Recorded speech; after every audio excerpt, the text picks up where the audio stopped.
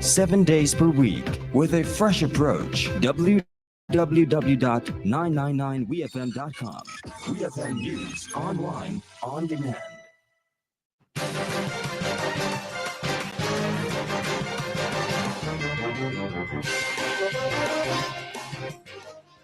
Good afternoon and welcome to WEFM'S Midday News, brought to you with the kind compliments of Court St. Vincent Limited. Pick your daily reward from the Quartz Ready Cash Money Tree. Every customer is a winner with every loan of $3,000 or more from Quartz Ready Cash. Plus, you get to enter to win a weekend for two at Sandals. No deposit, no collateral needed. All you need is your ID, proof of address, pay slips, job letter, and 2 references. Visit your nearest Quartz or Ready Cash location today or apply online at www.quartz.com. Get more for 2024 with Quartz Ready Cash. We are ready when you are. Conditions apply. Welcome back to WEFM's Midday News, brought to you with the kind compliments of Court St. Vincent Limited. I am your presenter, Rajiv Providence. First, on the local scene. Following the dismissal of a case against St. Vincent's buggery and gross indecency law brought by 2 LGBT Vincentians, international human rights lawyer Joshua Badu has said that these laws embolden persons to feel justified in discriminating against those in the LGBT community. Mr. Badu was at the time appearing as a guest on WeFM's Activated Mornings program, where he highlighted the human rights aspect of the law's existence, saying that the law violates human rights. We hear more from Mr. Badu.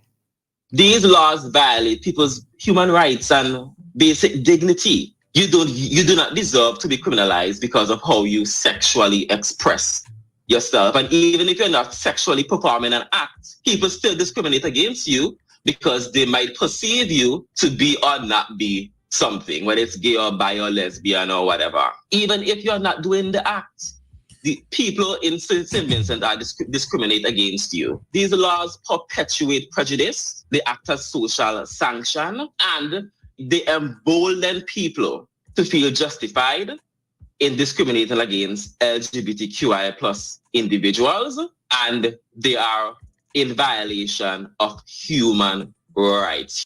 That was international human rights lawyer Joshua Badu speaking on WeFM's Activated Mornings program. Justice Esco Henry, in her ruling, said that the men had no legal standing to bring the claims due to the fact that they live overseas and do not live in St. Vincent and the Grenadines. Justice Henry also dismissed their argument that they had been forced to leave the country because of their sexual orientation, as well as upheld the government's argument that the laws are reasonably required for public health and morality. St. Vincent and the Grenadines and the Republic of India continue to build relations as there is potential for trade and investment within India's many industries. India's Minister of Commerce and Trade Piyush Goyal said India is open to trading on different levels with its Caribbean and Latin American counterparts. The minister said areas such as textile, energy, and pharmaceuticals are some immediate areas of trade collaboration and investment. Trade relations between us can be huge. Pharmaceuticals is a low-hanging fruit. India's pharmaceutical can reduce the cost of healthcare. We have the best of medicines, quality products which take care of 1.4 billion people. We can help you with textiles in a big way so that all these products you depend on from countries with high prices, we can help conserve your resources, the minister said. The minister was speaking with a journalist from Latin America and the Caribbean in New Delhi. India is the 5th largest economy in the world with 1.4 billion people. Still on the local scene, Leader of the opposition and president of the New Democratic Party, Dr. Godwin Friday, and Member of Parliament, Senator Sharon John, have traveled to the United Kingdom this week to take part in an international conference promoting women's participation in politics. Dr. Friday will return on Friday, February 23rd, and Senator John a few days later. Speaking ahead of the conference, Senator Chevron John said that she is pleased to have been invited to participate in the conference, which focuses on the crucial issue. She said that more needs to be done to bring more women into the political process. Senator John said this is an opportunity to discuss how greater involvement for women at every level of politics can be encouraged and ensured that political parties seek out the best practices to encourage and support women. NDP President Dr. Godwin Friday said that he welcomes the opportunity to participate in this important event to learn from and share experiences with other parties from around the world. He said that he believes that this is an important issue and is pleased to take part in the conference and look forward to the discussion and debate. On to news in the region. Prime Minister of Antigua and Barbuda Gaston Brown has congratulated the country's newly graduated doctors from the Republic of Cuba.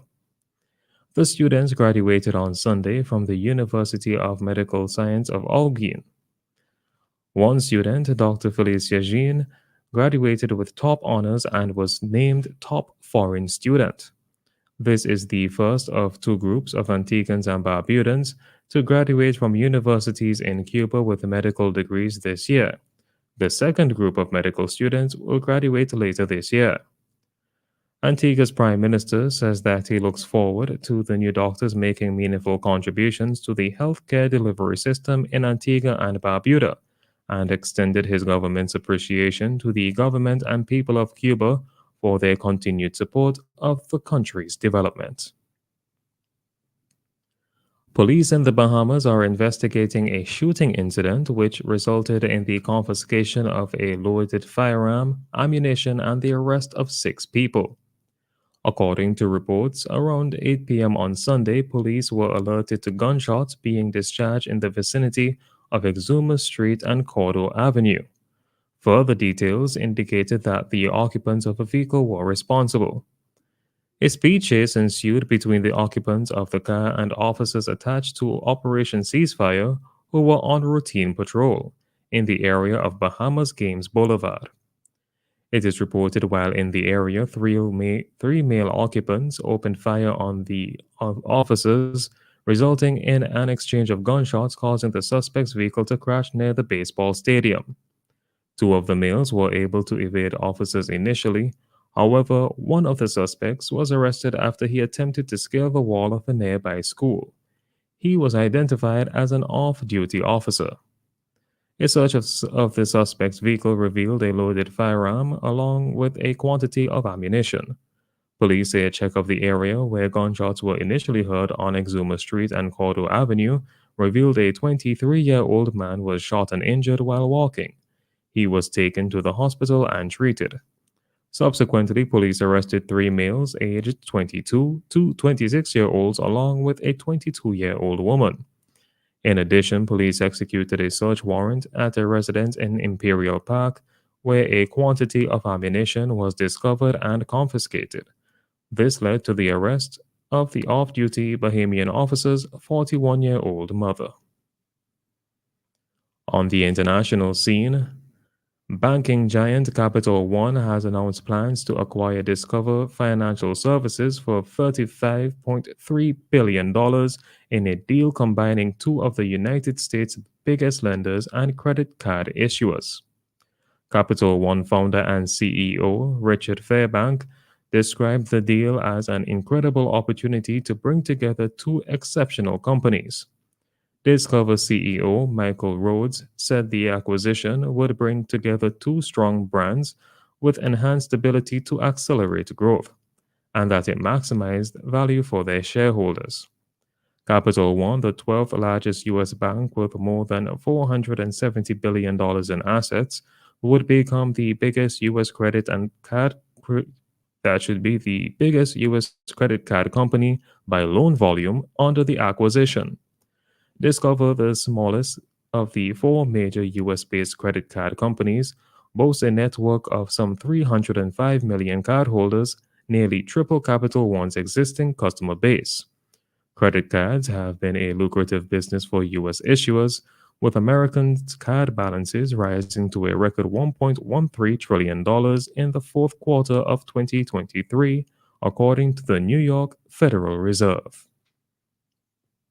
Finally, in sports, with less than 4 months to go until the ICC T20 World Cup 2024, the finalists of the 2021 edition and Trans-Tasman rivals Australia and New Zealand will meet in a 3-match series as they look to shape up their final squads for the tournament in the summer. New Zealand captain Mitchell Santner has brushed aside the talk of his team being the underdogs against the current 50-over world champions Australia and believes they will put up a strong fight in the series beginning on Wednesday. The 2021 champions Australia will field a full-strength squad, boasting the likes of veteran limited over specialist Matthew Wade, Glenn Maxwell, and Adam Zampa. This has been WEFM's Midday News. I have been your presenter, Rajiv Providence. Join us again at 3 o'clock for WEFM's 3 p.m. News. WEFM's Midday News is brought to you with the kind compliments of Quartz St. Vincent Limited. Switch to a Ready Cash loan today.